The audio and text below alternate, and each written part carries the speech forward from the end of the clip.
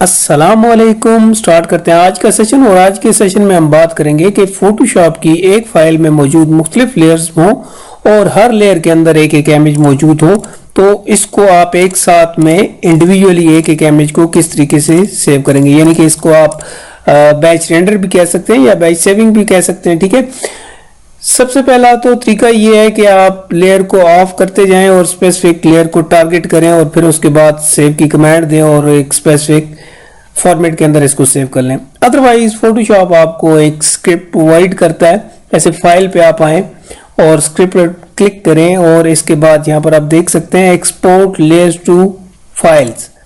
ठीक है, इसके बाद आपने यहाँ आना है। सबसे पहले आपने डेस्टिनेशन अपनी बतानी है कि आप इसको कहाँ पर सेव करना चाहते हैं। ठीक है, तो यहाँ पर आप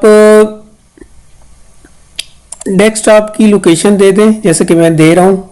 वट एवर जहाँ भी आप देना चाहें आप दे सकते हैं। मेक न्यू फोल्डर, तो कोई भी हम फोल्डर को नाम दे देते हैं। टेस्ट फोल्डर का नाम मैंने दे दिया, यहाँ से ओके करें।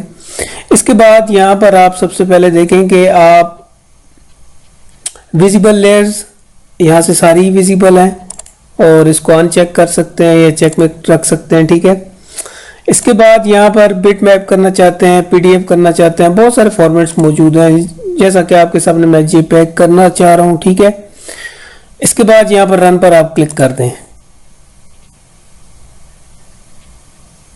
और फिर उसके बाद सिर्फ आप देखें कि ये कर क्या रहा है। ठीक है, यहाँ से आप ओके कर दें। ओके करने के बाद इसको मैं मिनिमाइज करता हूँ और ये टेस्ट है, ओपन किया।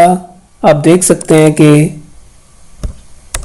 1 by 1 इमेज सेव हो गया है। ठीक है, तो ये क्वेश्चन था, मैंने सोचा आपके साथ भी शेयर कर दूं। मिलते हैं नेक्स्ट सेशन में। अपना ख्याल रखिएगा, दुआ में याद रखिएगा। अल्लाह हाफिज।